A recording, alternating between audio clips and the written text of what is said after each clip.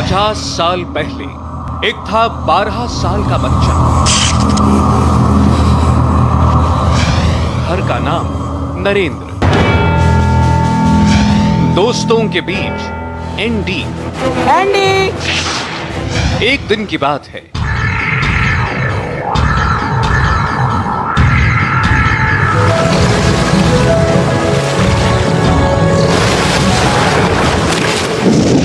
ये साल 1962 का वडनगर था। पानी से नदी लबालब भरी थी। नदी के बीच एक मंदिर था और उस मंदिर पर लहरा रहे भगवा ध्वज को बदलने का वक्त आ चुका था, लेकिन चारों तरफ मगरमच्छ घूम रहे थे। गांव में किसी की हिम्मत नहीं हुई। उसी वक्त वो नदी में कूदा।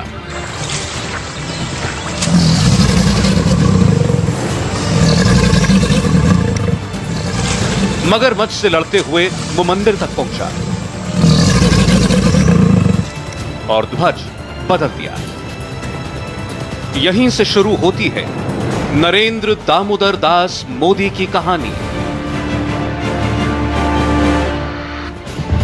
उस नरेंद्र दामोदर दास मोदी की कहानी जिन्हें उनके प्रशंसक भारत के अगले प्रधानमंत्री के तौर पर देख रहे हैं।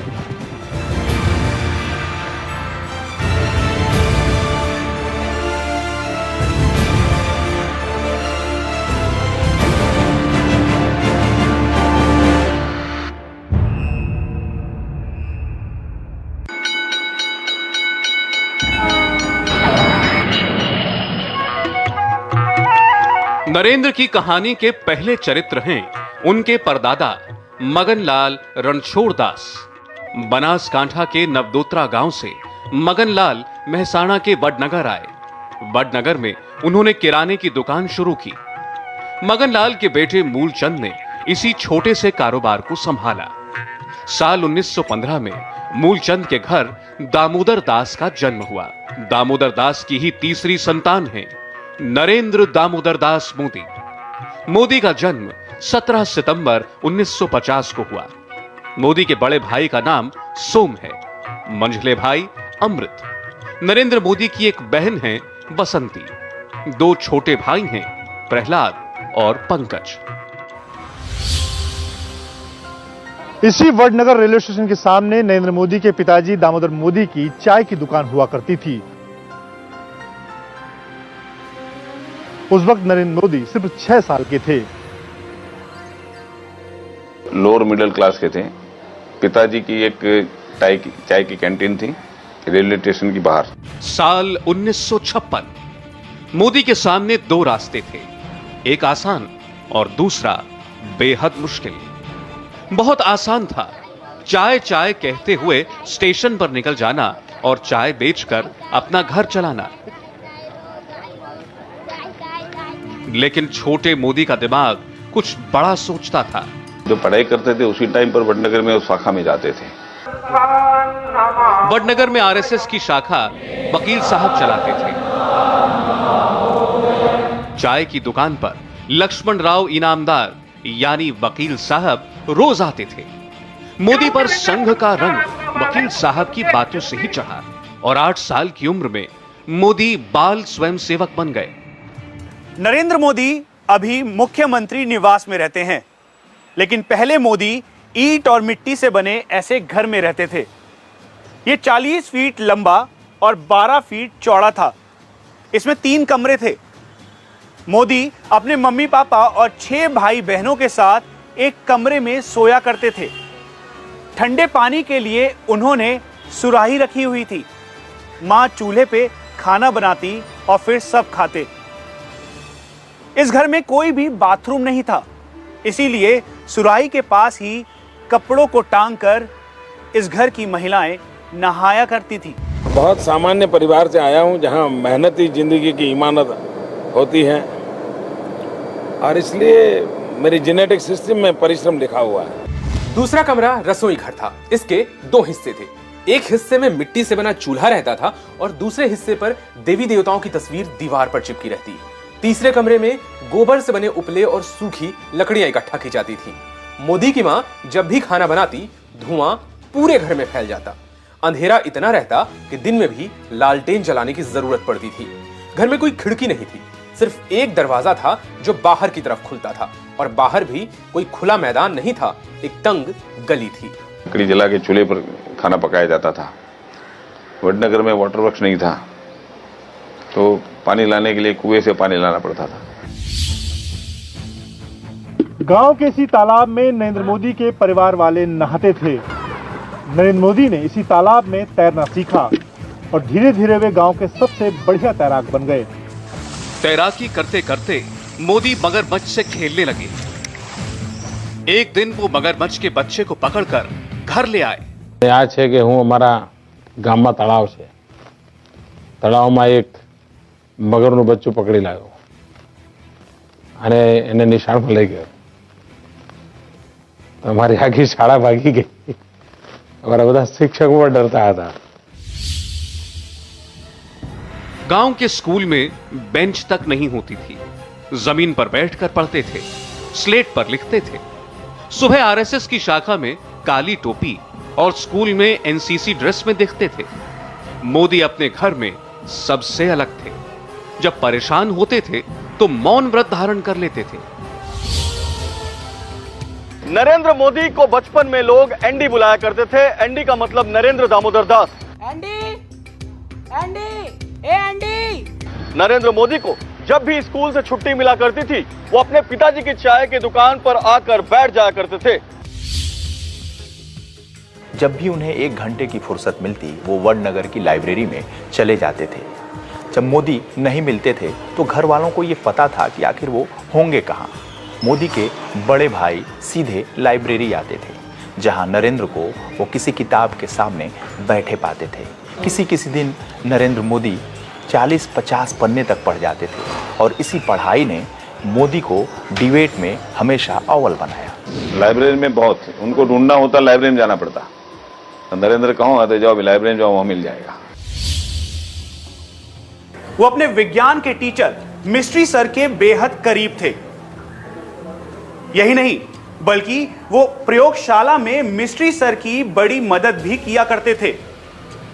वो टेस्ट ट्यूब में केमिकल भरते तो केमिकल रिएक्शन देखना उनको बेहद पसंद था।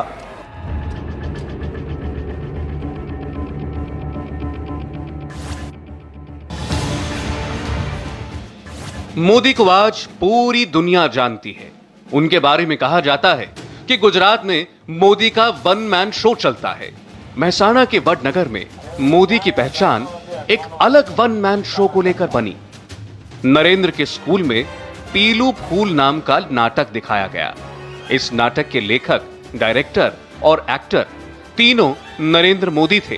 पीला फूल करके नाटक था, और उन्होंने खुद ने उसको लिखा हुआ था, तो उसमें खुद ने उसमें भाग भी लिया था। इसमें नरेंद्र मोदी एक अछूत महिला के बेटे के रोल में थे। उस महिला का बेटा बहुत बीमार था। वो गांव के हकीम से लेकर डायन सबके पास अपने बेटे के इलाज के लिए गई। आखिर में उससे कहा गया कि मंदिर से पीले फूल वाला प्रसाद लेकर आओ और बेटा ठीक हो जाएगा। महिला को मंदिर में घुसने नहीं दिया गया। जब वो घर लौटी तो उसके बेटे की मौत हो चुकी थी। नाटक में छोटे मोदी की मौत ने पूरे गांव को रुला दिया। मोदी ने दूसरे नाटक में वीर शिवाजी का रोल किया। नरेंद्र भाई के घर पास के मंदिर में रहने वाले एक साधु अक्सर आया करते थे। एक दिन उस साधु बाबा से मां हीराबा ने अपने 2 बच्चों सोम भाई और नरेंद्र भाई की कुंडली दिखा गया। उस साधु ने कहा, सोम भाई का जीवन सामान्य रहेगा, लेकिन नरेंद्र भाई अगर राजनीति में गए तो सियासत के बादशाह बनेंगे। अगर साधु बन गए तो फिर शंकराचार्य की कुर्सी ले लेंगे। कुंडली देख के उन्होंने बताया, नरेंद्र के लिए बताया कि ये लड़का बड़े होने पर या तो चक्रवर्ती राजा के स्थान पर पहुंचेगा, या तो वो सन्यासी हो जाएगा, तो शंकराचार्य की पद प्राप्त करेगा। वडनगर के मंदिर में एक बड़े साधु रहने आए। उन्होंने अपनी हथेली पर ज्वार उगा रखी थी। नरेंद्र उन्हें रोज सुबह शाम अपने हाथ से खाना खिलाते। उसी बीच एक रिश्तेदार की शादी थी। नरेंद्र के पूरे परिवार को शादी में शामिल होने जाना था, लेकिन नरेंद्र ने कहा, मैं शादी में नहीं जाऊंगा, गांव में रहकर साधु महाराज की सेवा करूंगा। एक रिश्तेदार की शादी में जाने का था, तो घर वालों को सबको जाना था, नजदीक का रिश्ता था। नरेंद्र को बोल दिया था कि आप लोग जाइए, मैं महात्मा की सेवा करूंगा। साधु संतों के साथ रहना नरेंद्र भाई को अच्छा लगता था। ये देखकर मां को डर लगता था। नरेंद्र मोदी 17 साल के हुए तो कॉलेज में दाखिला ले लिया। एक दिन उन्होंने घर वालों के सामने एक चौंकाने वाला प्रस्ताव रखा। नरेंद्र भाई ने कहा कि वो आध्यात्मिक खोज के लिए हिमालय जाना चाहते हैं। मुझे मित्रों कोई लेना देना नहीं था इस दुनिया से, अचानक कहां मेरे सर पे आके पड़ गया, वरना मैं एक दूसरी दुनिया का इंसान था मित्रों। नरेंद्र के मुंह से ये बात सुनते ही मां को साधु की कही हुई बातें सच होती दिखी। मां थोड़ी परेशान दिखी तो 17 साल के नरेंद्र ने कहा, जब तक घर वाले खुशी खुशी उन्हें हिमालय यात्रा की इजाजत नहीं देंगे वो नहीं जाएंगे। लेकिन उनका मन यही कहता है कि वो हिमालय की तरफ जाकर कुछ दिन चिंतन करें। उन्होंने बताया घर पर कि मैं घर छोड़ के बाहर जाना चाहता हूं और कुछ देखने के लिए, कुछ समझने के लिए, ये मेरा ख्याल है। घर वालों ने ना बोल दिया कि मैंने ऐसा नहीं, अभी कुछ छोटा है, नहीं मुझे जाने दीजिए आप, लेकिन मैं ऐसे भाग के नहीं जाऊंगा, आप लोग इजाजत देंगे तभी जाऊंगा। काफी सोच विचार के बाद घर वाले तैयार हो गए। मां ने रास्ते के सफर के लिए कंसार बना दिया, माथे पर तिलक लगाकर विदा किया।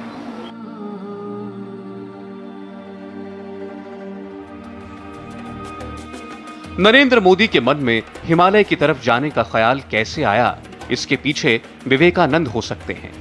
विवेकानंद के बचपन का नाम भी नरेंद्र था। नरेंद्र मोदी ने विवेकानंद पर लिखी सारी किताबें पढ़ ली।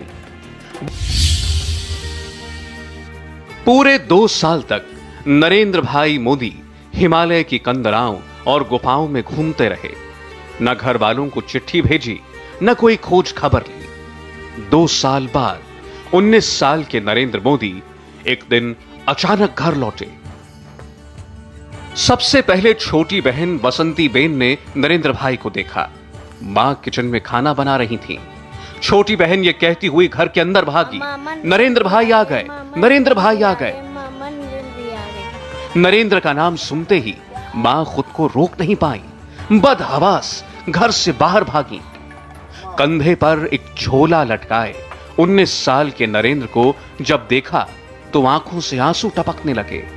मां ने सबसे पहला सवाल किया, इतने दिन कहां थे, क्या खाते थे?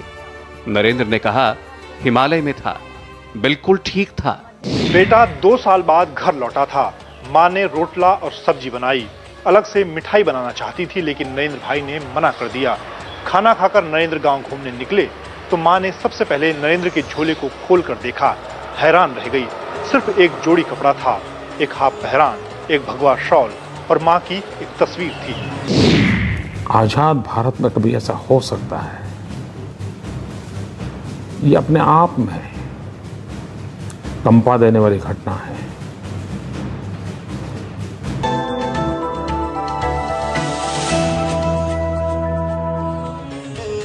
हिमालय के बाद मोदी ने कैलाश मानसरोवर की यात्रा भी की। एक बार मोदी से मजाक मजाक में पूछा गया, क्या कैलाश पर्वत पर आपको शिव पार्वती के दर्शन हुए? मोदी जी, कैलाश पर शिव पार्वती से भेंट हुई? गणेश जी से मुलाकात हुई थी। कैसे? कैलाश मानसरोवर के इलाके में आपको एक मच्छर भी नहीं दिखता, जिंदगी का नामो निशान नहीं है। लेकिन अचानक 24,000 फीट की ऊंचाई पर मुझे एक चूहा दिखा, इसीलिए मुझे लगा गणेश जी यहाँ विराजमान हैं। वहां से आए तो वहां का प्रसाद सब दिया। तो उस टाइम पर उन्होंने बताया था कि मैं वहां पर पूजा करता तो मैंने चूहा देखा था। नरेंद्र मोदी 21 साल के हो चुके थे। 1971 का साल था। पूर्वी पाकिस्तान और पश्चिमी पाकिस्तान में जंग छिड़ी थी।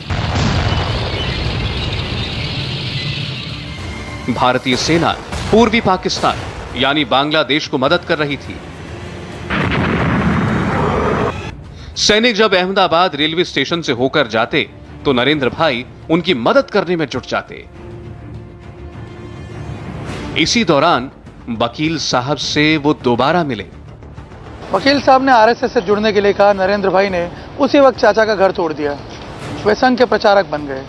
तय कर लिया कभी शादी नहीं करेंगे, सारी जिंदगी संघ के नाम कर दी। मोदी अहमदाबाद के हेडगेवार भवन में रहने लगे। सुबह सुबह 3 बजे बिस्तर छोड़ देते। वकील साहब को गुरु मान चुके थे। अहमदाबाद के संघ कार्यालय में आने वाली सभी चिट्ठियों का जवाब मोदी ही देते थे। 25-26 जून 1975 की आधी रात देश में इमरजेंसी का ऐलान कर दिया गया। आजाद भारत में कभी ऐसा हो सकता है, ये अपने आप में कंपा देने वाली घटना है। जयप्रकाश नारायण, मोरारजी देसाई, अटल बिहारी वाजपेयी गिरफ्तार कर लिए गए। पूरी इमरजेंसी के दौरान सरकार मोदी को पकड़ नहीं पाई, क्योंकि मोदी ने बार बार अपना हुलिया बदला। बड़ी बड़ी दाढ़ी बढ़ाई, लंबे बाल और पगड़ी पहनकर सरदार जैसे दिखते थे। अंडरग्राउंड रहना पड़ता था, पुलिस के वारंट थे, पुलिस पकड़ना चाहती थी तो कभी स्वामी जी बन गए, तो कभी कॉलेज स्टूडेंट बन गए, तो कभी सरदार बन गए। इमरजेंसी खत्म हुई। गुजरात और दिल्ली दोनों जगह जनता पार्टी की सरकार बनी, लेकिन मोदी सत्ता से दूर ही रहना चाहते थे। हम भी वही कर रहे हैं साहब।